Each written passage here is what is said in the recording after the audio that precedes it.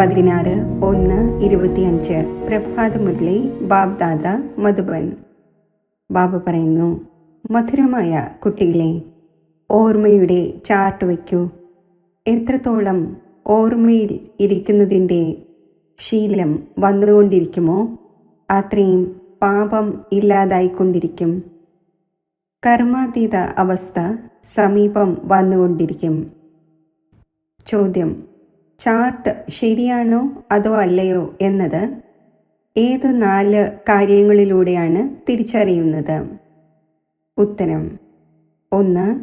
വ്യക്തിത്വം, 2. പെരുമാറ്റം, 3. സർവീസ്, 4. സന്തോഷം. ബാബ്ദാദ ഈ 4 കാര്യങ്ങൾ നോക്കി പറയുന്നു, ഇന്നയാളുടെ ചാർട്ട് ശരിയാണോ അതോ അല്ലയോ എന്ന്.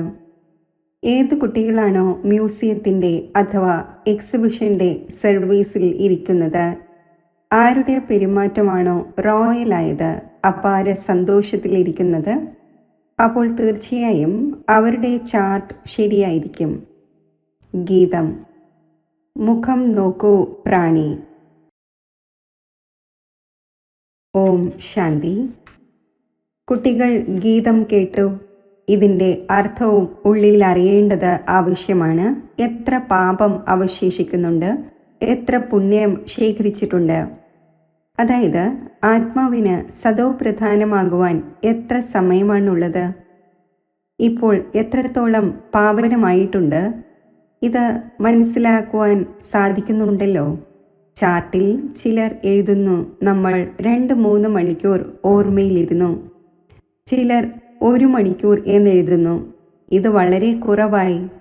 കുറച്ചാണ് ഓർമ്മിക്കുന്നതെങ്കിൽ കുറച്ച് പാപമായിരിക്കും ഇല്ലാതാകുന്നത്.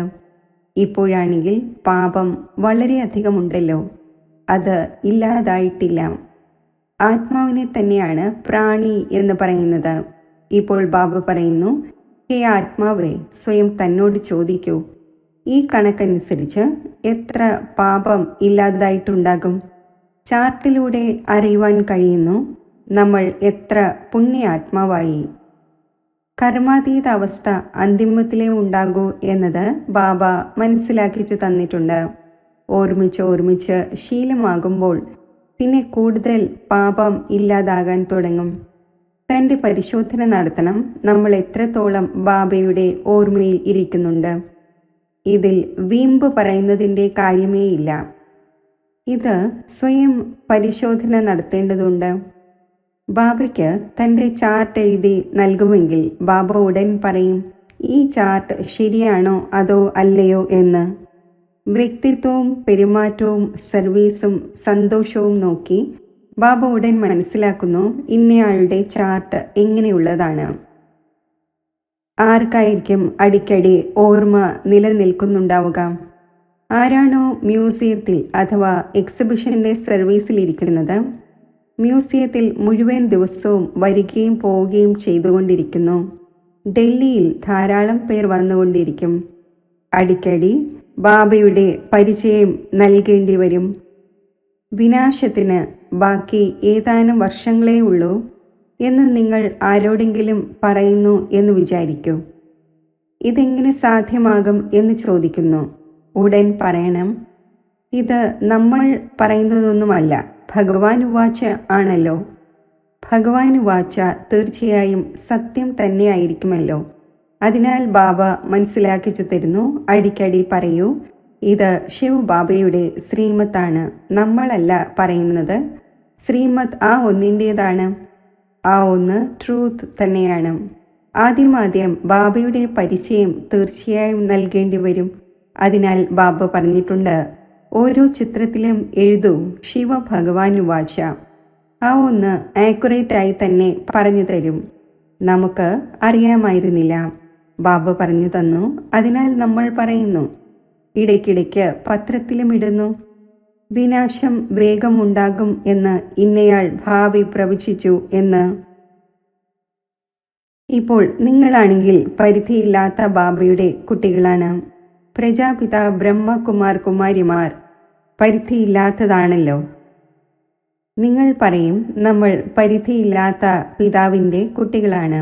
ആ ഒന്ന് പതിത പാവനൻ ജ്ഞാനത്തിൻ്റെ സാഗരമാണ്. ആദ്യം ഈ കാര്യം മനസ്സിലാക്കിച്ച് ഉറപ്പിച്ച ശേഷം മുന്നോട്ട് പോകണം. ശിവ് ബാബ പറഞ്ഞിട്ടുണ്ട്, യാദവരും കൗരവരും മറ്റും വിനാശകാലെ വിപരീത ബുദ്ധിയാണ്. ശിവ് ബാബയുടെ പേര് പറഞ്ഞുകൊണ്ടേയിരിക്കുകയാണെങ്കിൽ ഇതിൽ കുട്ടികളുടെയും മംഗളമുണ്ട്. ശിവ് ബാബയെ തന്നെ ഓർമ്മിച്ചുകൊണ്ടേയിരിക്കും. ബാബ എന്ത് നിങ്ങളെ മനസ്സിലാക്കിച്ചുവോ അത് നിങ്ങൾ പിന്നെ മറ്റുള്ളവരെ മനസ്സിലാക്കിച്ചു കൊണ്ടിരിക്കൂ. അപ്പോൾ സർവീസ് ചെയ്യുന്നവരുടെ ചാർട്ട് നല്ലതായി ഇരിക്കുന്നുണ്ടാകും.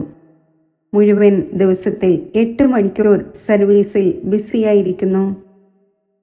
പൊതുവെ 1 മണിക്കൂർ റെസ്റ്റ് എടുക്കുന്നുണ്ടാകും. എന്നിരുന്നാലും 7 മണിക്കൂർ സർവീസിൽ ഇരിക്കുന്നുണ്ടല്ലോ. അപ്പോൾ മനസ്സിലാക്കണം, അവരുടെ വികർമ്മം വളരെയധികം വിനാശമാകുന്നുണ്ടാകും. വളരെ പേർക്ക് അടിക്കടി ബാബയുടെ പരിചയം നൽകുന്നു. അപ്പോൾ തീർച്ചയായും ഇങ്ങനെയുള്ള സർവീസബിൾ കുട്ടികൾ ബാബയ്ക്കും പ്രിയമായി തോന്നും. ബാബ കാണുന്നു, ഇവർ വളരെ പേരുടെ മംഗളം ചെയ്യുന്നു. രാവും പകലും ഇവർക്ക് ഇതേ ചിന്തയാണ്, നമുക്ക് വളരെ പേരുടെ മംഗളം ചെയ്യണം എന്ന്. വളരെ പേരുടെ മംഗളം ചെയ്യുക എന്നാൽ തൻ്റേത് ചെയ്യുന്നു എന്നർത്ഥം. ആരാണോ വളരെ പേരുടെ മംഗളം ചെയ്യുന്നത് അവർക്ക് സ്കോളർഷിപ്പും ലഭിക്കും. കുട്ടികളുടെ തൊഴിൽ ഇതാണ്. ടീച്ചറായി വളരെ പേർക്ക് വഴി പറഞ്ഞു കൊടുക്കണം. ആദ്യം ഈ നോളജ് പൂർണ്ണമായും ധാരണ ചെയ്യേണ്ടി വരും. ആരുടെയെങ്കിലും മംഗളം ചെയ്യുന്നില്ലെങ്കിൽ മനസ്സിലാക്കുന്നു, ഇവരുടെ ഭാഗ്യത്തിലില്ല. കുട്ടികൾ പറയുന്നു, ബാബ നമ്മളെ ജോലിയിൽ നിന്നും മുക്തമാക്കൂ, നമ്മൾ ഈ സർവീസിൽ മുഴുകട്ടെ. ബാബയും നോക്കും, തീർച്ചയായും ഇവർ സർവീസിന് യോഗ്യമാണോ, ബന്ധനമുക്തവുമാണോ. അപ്പോൾ പറയും, 500 1000 സമ്പാദിക്കുന്നതിനേക്കാൾ ഈ സർവീസിൽ മുഴുകി വളരെ പേരുടെ മംഗളം ചെയ്യൂ. അഥവാ ബന്ധനമുക്തം ആണെങ്കിൽ അതും ബാബ സർവീസബിൾ ആണെന്ന് കാണുകയാണെങ്കിൽ നിർദ്ദേശം നൽകും. സർവീസബിളായ കുട്ടികളെ പലയിടത്തും വിളിച്ചുകൊണ്ടിരിക്കുന്നു. സ്കൂളിൽ സ്റ്റുഡൻറ് പഠിക്കാറുണ്ടല്ലോ, ഇതും പഠനമാണ്. ഇത് ഏതെങ്കിലും കോമൺ മതം അല്ല. സത് എന്നാൽ തന്നെ സത്യം പറയുന്നവൻ എന്നാണ്. നമ്മൾ ശ്രീമത്ത് അനുസരിച്ച് താങ്കൾക്ക് ഇത് മനസ്സിലാക്കിച്ചു തരുന്നു. ഈശ്വരൻ്റെ മതം ഇപ്പോൾ തന്നെയാണ് നിങ്ങൾക്ക് ലഭിക്കുന്നത്. ബാബ പറയുന്നു, നിങ്ങൾക്ക് തിരികെ പോകേണ്ടതുണ്ട്. ഇപ്പോൾ പരിധിയില്ലാത്ത സുഖത്തിൻ്റെ സമ്പത്തെടുക്കൂ. കൽപ്പകൽപ്പങ്ങളിൽ നിങ്ങൾക്ക് സമ്പത്ത് ലഭിച്ചു വന്നു. കാരണം സ്വർഗത്തിൻ്റെ സ്ഥാപന കൽപ്പകൽപ്പങ്ങളിൽ നടക്കുന്നുവല്ലോ. 5000 വർഷത്തിൻ്റെതാണ് ഈ സൃഷ്ടിചക്രം എന്നത് ആർക്കും അറിയില്ല. മനുഷ്യർ തീർത്തും ഘോര അന്ധകാരത്തിലാണ്.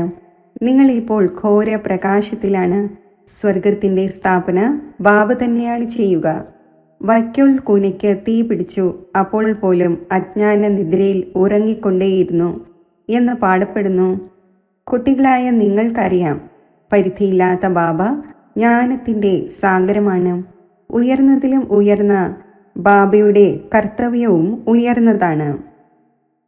ഈശ്വരൻ സമർത്ഥമാണ്. എന്താഗ്രഹിക്കുന്നോ അത് ചെയ്യുവാനാകും എന്നല്ല. ഇതും ഡ്രാമയിൽ അനാദിയായി ഉണ്ടാക്കപ്പെട്ടതാണ്. സർവ്വതും ഡ്രാമ അനുസരിച്ച് തന്നെയാണ് നടക്കുന്നത്. യുദ്ധത്തിലും മറ്റും എത്ര പേർ മരിക്കുന്നു, ഇതും ഡ്രാമയിൽ അടങ്ങിയതാണ്. ഇതിൽ ഭഗവാന് എന്തു ചെയ്യുവാൻ സാധിക്കും? എർത്ത്ക്വേക്കും മറ്റും ഉണ്ടാകുമ്പോൾ ഭഗവാനെ എന്ന് എത്ര നിലവിളിക്കുന്നു. പക്ഷേ ഭഗവാന് എന്തു ചെയ്യാൻ സാധിക്കും? ഭഗവാനെ നിങ്ങൾ വിളിച്ചു, വന്ന് വിനാശം നടത്തൂ. പതിത ലോകത്തിൽ വിളിച്ചിരിക്കുകയാണ്. സ്ഥാപന ചെയ്ത് എല്ലാത്തിൻ്റെയും വിനാശം ചെയ്യൂ. ഞാൻ ചെയ്യുന്നില്ല, ഇത് ഡ്രാമയിൽ അടങ്ങിയതാണ്. രക്തച്ചൊരിച്ചിലിൻ്റെ കളി നടക്കുന്നു. ഇതിൽ രക്ഷിക്കുന്നതിൻ്റെയോ മറ്റോ കാര്യമേ ഇല്ല. നിങ്ങൾ പറഞ്ഞു പാവന ലോകമുണ്ടാക്കൂ എന്ന്. അപ്പോൾ തീർച്ചയായും പതീത ആത്മാക്കൾ പോകുമല്ലോ. ചിലരാണെങ്കിൽ തീർത്തും മനസ്സിലാക്കുന്നില്ല. ശ്രീമത്തിൻ്റെ അർത്ഥം പോലും മനസ്സിലാക്കുന്നില്ല. ഭഗവാൻ എന്താണ് ഒന്നും മനസ്സിലാക്കുന്നില്ല. ഏതെങ്കിലും കുട്ടി ശരിയായി പഠിക്കുന്നില്ലെങ്കിൽ മാതാപിതാക്കൾ പറയും, നീ കല്ല് ബുദ്ധിയാണ്. സത്യയുഗത്തിൽ ഇങ്ങനെ പറയില്ല. കലിയുഗത്തിൽ കല്ല് ബുദ്ധി തന്നെയാണ്. പവിഴ ബുദ്ധിയായ ആരും ഇവിടെ ഉണ്ടാവുക സാധ്യമല്ല. ഇക്കാലത്താണെങ്കിൽ നോക്കൂ, മനുഷ്യർ എന്തെല്ലാമാണ് ചെയ്തുകൊണ്ടിരിക്കുന്നത്. ഒരു ഹാർട്ട് മാറ്റി മറ്റൊന്ന് വയ്ക്കുന്നു. ശരി, ഇത്രയും പ്രയത്നിച്ച് ഇത് ചെയ്തു. പക്ഷേ ഇതിലൂടെ നേട്ടം എന്താണ്? പൊതുവെ ഏതാനും ദിവസങ്ങൾ കൂടി ജീവിച്ചിരിക്കും. വളരെ പേർ അത്ഭുത സിദ്ധികൾ പഠിച്ചു വരുന്നു. നേട്ടം ഒന്നുമില്ല. ഭഗവാനെ ഓർമ്മിക്കുന്നത് തന്നെ നമ്മളെ വന്ന് പാവന ലോകത്തിൻ്റെ അധികാരിയാക്കുവാനാണ്. ഈ പതീത ലോകത്തിലിരുന്ന് വളരെയധികം ദുഃഖിതരായിരിക്കുന്നു. സത്യയുഗത്തിലാണെങ്കിൽ ഏതെങ്കിലും രോഗം തുടങ്ങിയ ദുഃഖത്തിൻ്റെ കാര്യം ഉണ്ടാകുന്നില്ല. ഇപ്പോൾ ബാബയിലൂടെ നിങ്ങൾ എത്ര ഉയർന്ന പദവി നേടുന്നു. ഇവിടെയും മനുഷ്യർ പഠനത്തിലൂടെ തന്നെയാണ് ഉയർന്ന ഡിഗ്രി നേടുന്നത്. വളരെ സന്തോഷമായിരിക്കുന്നു. കുട്ടികളായി നിങ്ങൾ മനസ്സിലാക്കുന്നുണ്ട്. ബാക്കി കുറച്ച് ദിവസങ്ങളെ ജീവിക്കൂ. പാപങ്ങളുടെ ഭാരം ശിരസിൽ വളരെയധികമുണ്ട്. വളരെയധികം ശിക്ഷകൾ അനുഭവിക്കും.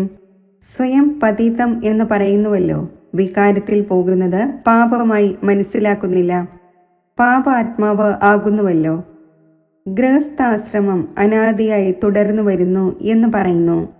സത്യത്രേതായുഗങ്ങളിൽ പവിത്ര ഗൃഹസ്ഥ ആശ്രമം ആയിരുന്നു എന്ന് മനസ്സിലാക്കിക്കുന്നു. പാപാത്മാക്കൾ ഉണ്ടായിരുന്നില്ല. ഇവിടെ പാപാത്മാക്കളാണ്. അതിനാൽ ദുഃഖിതരാണ്. ഇവിടെയാണെങ്കിൽ അല്പകാലത്തെ സുഖമാണ്. രോഗബാധിതമായി ഇന്നയാൾ മരിച്ചു. മരണമാണെങ്കിൽ വായ് തുറന്നു നിൽക്കുകയാണ്. പെട്ടെന്ന് ഹാർട്ട് ഫെയിൽ ആകുന്നു. ഇവിടെയാണെങ്കിൽ കാക്ക കാഷ്ടത്തിന് സമാനമായ സുഖം തന്നെയാണ്. അവിടെ നിങ്ങൾക്ക് അളവറ്റ സുഖമുണ്ട്. നിങ്ങൾ മുഴുവൻ വിശ്വത്തിൻ്റെയും അധികാരിയാകുന്നു. ഒരു പ്രകാരത്തിലുമുള്ള ദുഃഖം ഉണ്ടായിരിക്കില്ല.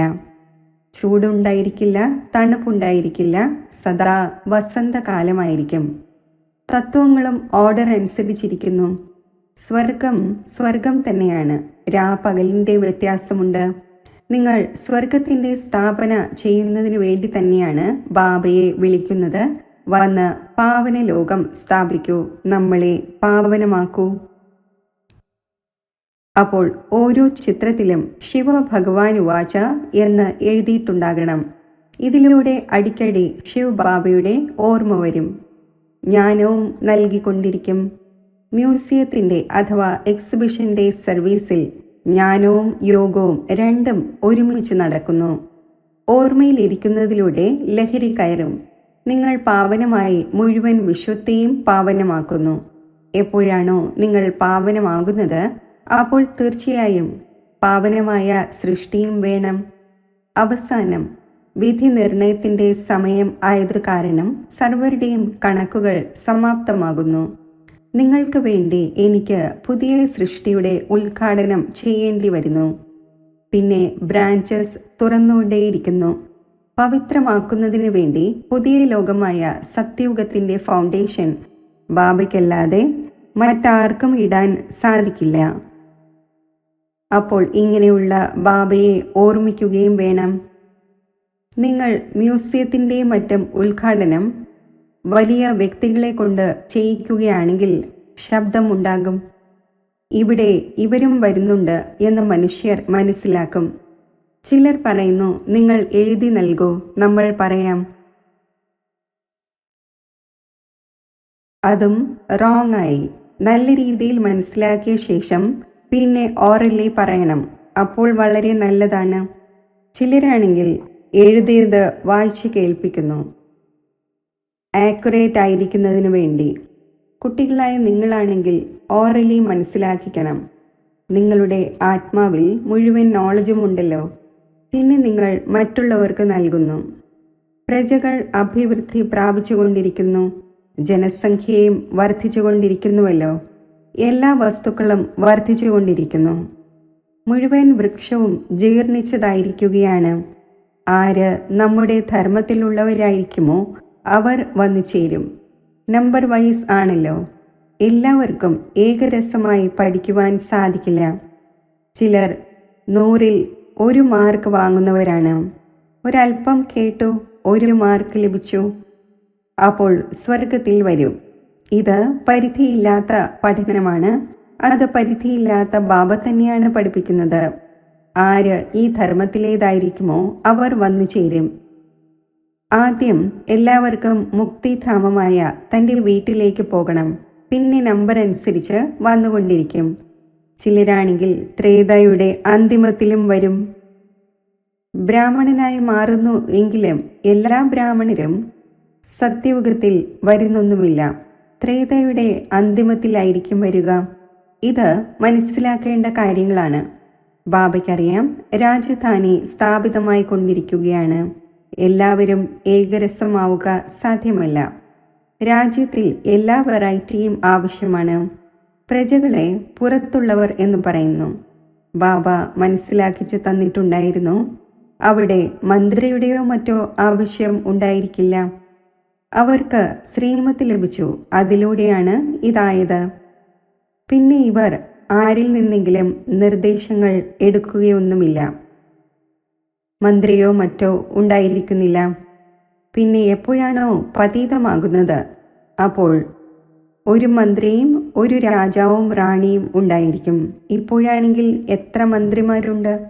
ഇവിടെയാണെങ്കിൽ പഞ്ചായത്തി രാജ്യമാണല്ലോ. ഒരാളുടെ മതം മറ്റൊരാളുടേതുമായി ചേരില്ല. ഒരാളോട് സൗഹൃദം വയ്ക്കുകയും മനസ്സിലാക്കിക്കുകയുമാണെങ്കിൽ കാര്യം ചെയ്യും. പിന്നെ മറ്റൊരാൾ വരികയും അയാൾക്ക് ചിന്തയിൽ വരാതിരിക്കുകയുമാണെങ്കിൽ, അതായത് മനസ്സിലാകാതിരിക്കുകയുമാണെങ്കിൽ കാര്യത്തെ കൂടുതൽ കേടാക്കും. ഒരാളുടെ ബുദ്ധി പോലെ ആയിരിക്കില്ല മറ്റൊരാളുടേത്. അവിടെയാണെങ്കിൽ നിങ്ങളുടെ എല്ലാ കാമനകളും പൂർത്തിയാകുന്നു. നിങ്ങൾ എത്ര ദുഃഖം അനുഭവിച്ചു. ഇതിൻ്റെ പേര് തന്നെ ദുഃഖധാമം എന്നാണ്. ഭക്തിമാർഗത്തിൽ എത്ര തിക്കും തിരക്കും കൊണ്ടു. ഇതും ഡ്രാമയാണ്. എപ്പോഴാണോ ദുഃഖിതരാകുന്നത് അപ്പോൾ ബാബ വന്ന് സുഖത്തിൻ്റെ സമ്പത്ത് നൽകുന്നു. ബാബ നിങ്ങളുടെ ബുദ്ധിയെ എത്ര തുറന്നിരിക്കുകയാണ്. മനുഷ്യർ പറയുന്നു ധനികരെ സംബന്ധിച്ച് സ്വർഗമാണ്, ദരിദ്രർ നരകത്തിലാണ് എന്ന്. സ്വർഗം എന്ന് ഏതിനെയാണ് പറയുന്നത് എന്ന് നിങ്ങൾ യഥാർത്ഥ രീതിയിൽ അറിയുന്നു. സത്യയുഗത്തിൽ ആരും ദയാഹൃദയൻ എന്ന് പറഞ്ഞ് വിളിക്കുകയില്ല. ഇവിടെ വിളിക്കുന്നു, ദയ കാണിക്കൂ, ലിബറേറ്റ് ചെയ്യൂ.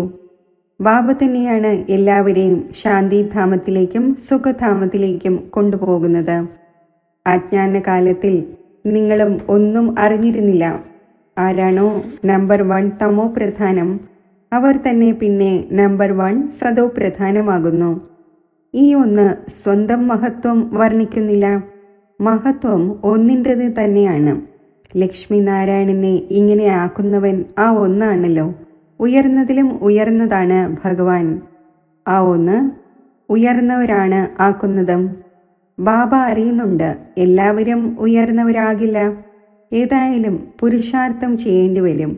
ഇവിടെ നിങ്ങൾ വരുന്നത് തന്നെ നരനിൽ നിന്നും നാരായണൻ ആകുവാനാണ്. പറയുന്നു ബാബ, നമ്മൾ സ്വർഗത്തിൻ്റെ ചക്രവർത്തി പദം നേടും. നമ്മൾ സത്യനാരായണൻ്റെ സത്യകഥ കേൾക്കുവാൻ വന്നിരിക്കുന്നു. ബാബ പറയുന്നു, ശരി, നിങ്ങളുടെ നാവ് പൊന്നാകട്ടെ, അതായത് പറയുന്നത് ഫലിക്കട്ടെ, പ്രയത്നിക്കൂ. എല്ലാവരും ലക്ഷ്മി നാരായണൻ ആവുകയില്ല. ഇത് രാജധാനിയാണ് സ്ഥാപിതമായിക്കൊണ്ടിരിക്കുന്നത്. രാജവംശത്തിലും പ്രജാവംശത്തിലും ധാരാളം പേർ വേണമല്ലോ. ആശ്ചര്യപൂർവം കേൾക്കുന്നു, പറഞ്ഞു കൊടുക്കുന്നു, ബന്ധം വേർപെടുത്തുന്നു, പിന്നെ തിരികെ പൊയ്ക്കളയുകയും ചെയ്യുന്നു. ഏതു കുട്ടികളാണോ തൻ്റെ എന്തെങ്കിലുമൊക്കെ ഉന്നതി ചെയ്യുന്നത് അപ്പോൾ കയറുന്നു. സറണ്ടർ ആകുന്നത് തന്നെ ദരിദ്രരാണ്. ദേഹസഹിതം ആരുടെയും ഓർമ്മ ഉണ്ടായിരിക്കരുത്. വലിയ ലക്ഷ്യമാണ്. അഥവാ ബന്ധം യോജിച്ചിട്ടുണ്ടാകുമെങ്കിൽ അവർ തീർച്ചയായും ഓർമ്മ വരും. ബാബയ്ക്ക് എന്തായിരിക്കും ഓർമ്മ വരിക? മുഴുവൻ ദിവസവും പരിധിയില്ലാത്തതിൽ തന്നെയാണ് ബുദ്ധിയിരിക്കുന്നത്. എത്ര പ്രയത്നിക്കേണ്ടി വരുന്നു. ബാബ പറയുന്നു, എൻ്റെ കുട്ടികളിലും ഉത്തമവും മധ്യമവും കനിഷ്ഠവും ഉണ്ട്. മറ്റാരെങ്കിലും വന്നാലും ഇവർ പതീത ലോകത്തിലേതാണ് എന്ന് മനസ്സിലാക്കുന്നു. എന്നിരുന്നാലും യജ്ഞത്തിൻ്റെ സർവീസ് ചെയ്യുന്നു. അപ്പോൾ റിഗാർഡ് നൽകേണ്ടി വരും. ബാബ യുക്തി സാമർഥ്യം ഉള്ളവനാണല്ലോ. അല്ലാത്ത പക്ഷം ഇത് ടവർ ഓഫ് സൈലൻസ് ആണ്. ഹോളിയസ്റ്റ് ഓഫ് ഹോളി ടവർ ആണ്. ഇവിടെ ഹോളിയസ്റ്റ് ഓഫ് ഹോളി ആയ ബാബ മുഴുവൻ വിശ്വത്തെയും ഇരുന്ന് ഹോളിയാക്കുന്നു. ഇവിടെ ഏതെങ്കിലും പതീതമായവർക്ക് വരാൻ സാധിക്കില്ല. എന്നാൽ ബാബ പറയുന്നു, ഞാൻ വന്നിരിക്കുന്നത് തന്നെ എല്ലാ പതീതരെയും പാവനമാക്കുവാനാണ്. ഈ കളിയിൽ എൻ്റെയും പാർട്ടുണ്ട്. ശരി, മധുരമധുരമായ വളരെ കാലം വേർപിരിഞ്ഞ ശേഷം തിരിച്ചു കിട്ടിയ കുട്ടികൾക്ക് മാതാവും പിതാവുമായ ബാബ്ദാദയുടെ സ്നേഹസ്മരണകൾ. Good morning. ആത്മീയ പിതാവിൻ്റെ ആത്മീയ കുട്ടികൾക്ക് നമസ്തേ. ധാരണയ്ക്കുള്ള മുഖ്യസാരം: തൻ്റെ ചാർട്ട് നോക്കി പരിശോധിക്കണം. എത്ര പുണ്യം ശേഖരിച്ചു? ആത്മാവ് എത്രത്തോളം സതോപ്രധാനമായി? ഓർമ്മയിലിരുന്ന് എല്ലാ കണക്കുകളും സമാപ്തമാക്കണം. സ്കോളർഷിപ്പ് നേടുന്നതിനായി സർവീസുകളായി വളരെ പേരുടെ മംഗളം ചെയ്യണം. ബാബയ്ക്ക് പ്രിയപ്പെട്ടവരാകണം. ടീച്ചറായി വളരെ പേർക്ക് വഴി പറഞ്ഞു കൊടുക്കണം. വരദാനം: തൻ്റെ ഫരിഷ്ത സ്വരൂപത്തിലൂടെ സർവർക്കും സമ്പത്തിൻ്റെ അധികാരം നേടിക്കൊടുക്കുന്ന ആകർഷണമൂർത്തിയായി ഭവിക്കട്ടെ. ദൂരെയുള്ള ആത്മാക്കളെയും തൻ്റെ നേർക്ക് ആകർഷിക്കുകയും സർവരെയും യാചനയിൽ നിന്നും മുക്തമാക്കി സമ്പത്തിൻ്റെ അധികാരിയാക്കുകയും ചെയ്യുന്ന തരത്തിലുള്ള ഫരിഷ്ത സ്വരൂപത്തിൻ്റെ തിളക്കമുള്ള ഡ്രസ് ധാരണ ചെയ്യൂ. ഇതിനുവേണ്ടി ജ്ഞാനമൂർത്തിയും ഓർമ്മയുടെ മൂർത്തിയും സർവ ദിവ്യ ഗുണമൂർത്തിയുമായി പറക്കുന്ന കലയിൽ സ്ഥിതി ചെയ്യുന്നതിൻ്റെ അഭ്യാസം വർദ്ധിപ്പിച്ചുകൊണ്ടേയിരിക്കൂ. താങ്കളുടെ പറക്കുന്ന കല തന്നെയാണ് സർവർക്കും നടക്കുകയും ചുറ്റി സഞ്ചരിക്കുകയും ചെയ്യുന്ന ഫരിഷ്ത ദേവതാ സ്വരൂപത്തിൻ്റെ സാക്ഷാത്കാരം ഉണ്ടാക്കിയിരിക്കുന്നത്. ഇതുതന്നെയാണ് വിധാതാവിൻ്റെയും വരദാതാവിൻ്റെയും സ്റ്റേജ്. സ്ലോഗൻ: മറ്റുള്ളവരുടെ മനസ്സിലെ ഭാവങ്ങളെ അറിയുന്നതിനു വേണ്ടി സദാ മന്മനാഭവയുടെ സ്ഥിതിയിൽ സ്ഥിതി ചെയ്യൂ. തൻ്റെ ശക്തിശാലി മനസ്സിലൂടെ സകാശ് നൽകുന്നതിൻ്റെ സേവനം ചെയ്യൂ. മനസ്സാശക്തിയുടെ ദർപ്പണമാണ് വാക്കും കർമ്മവും. അജ്ഞാനി ആത്മാക്കളായാലും ജ്ഞാനി ആത്മാക്കളായാലും രണ്ടുപേരുടെയും സംബന്ധ സമ്പർക്കത്തിൽ വാക്കും കർമ്മവും ശുഭഭാവനയും ശുഭകാമനയും ഉള്ളതായിരിക്കട്ടെ. ആരുടെ മനസ്സ് ശക്തിശാലിയും ശുഭവുമായിരിക്കുമോ അവരുടെ വാക്കും കർമ്മവും സ്വതവേ തന്നെ ശക്തിശാലിയും ശുദ്ധവുമായിരിക്കും, ശുഭഭാവന ഉള്ളതായിരിക്കും. മനസ്സാ ശക്തിശാലി എന്നാൽ ഓർമ്മയുടെ ശക്തി ശ്രേഷ്ഠമായിരിക്കും, ശക്തിശാലിയായിരിക്കും, സഹജയോഗി ആയിരിക്കും. ഓം ശാന്തി. മനസ്സാ സേവനത്തിൻ്റെ അഭ്യാസം. പരമധാമത്തിൽ സർവശക്തിവാനായ ബാബയുടെ സമീപത്ത് സ്ഥിതി ചെയ്യുമ്പോൾ എൻ്റെ സ്ഥിതി ശക്തിശാലിയാകും.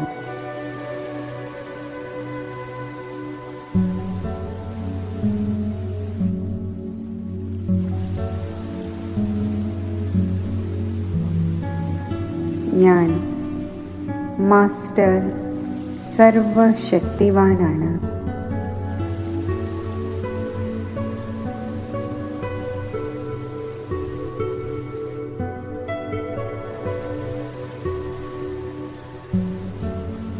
പരമധാമത്തിൽ ഈ ഉയർന്ന സ്ഥിതിയിലിരുന്ന്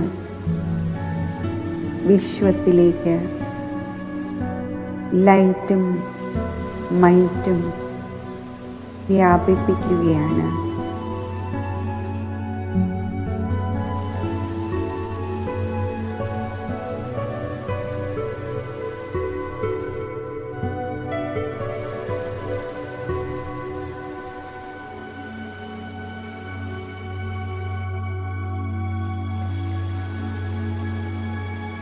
പല പല സമസ്യകളുടെ ബന്ധനത്തിൽ, അവയുടെ വിഘ്നങ്ങളിൽ കുടുങ്ങിക്കിടക്കുന്ന ആത്മാക്കളെ എനിക്ക് സമസ്യകളിൽ നിന്നും വിഘ്നങ്ങളിൽ നിന്നും മോചിപ്പിക്കേണ്ടതുണ്ട്. ആ ആത്മാക്കൾക്ക് സഹയോഗം നൽകുന്നതിനു വേണ്ടി ഞാൻ എൻ്റെ അന്തർവാഹക ശരീരത്തിലൂടെ വിശ്വത്തിലേക്ക് സഞ്ചരിക്കുകയാണ്.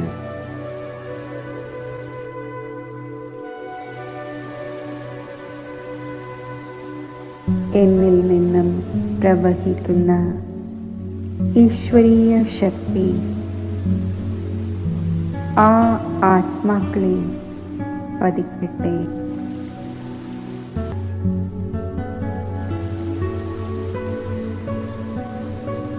അവരുടെ സമസ്യകൾ പരിഹരിക്കപ്പെടട്ടെ.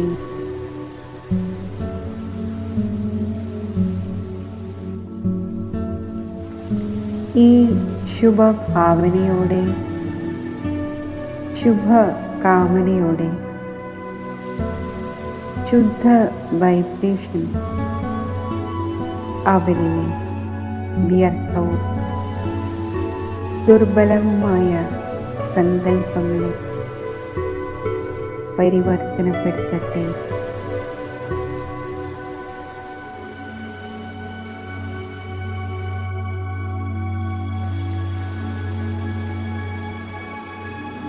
ഈ ശുദ്ധ വൈബ്രേഷൻ അവരിൽ പതിക്കുമ്പോൾ അവർക്ക് ശ്രേഷ്ഠ ആത്മാവാകണമെന്നുള്ള ഒരു അലൗകിക പ്രേരണ അവരുടെ ഉള്ളിൽ നിന്നും ഉണർന്നു വരികയാണ്.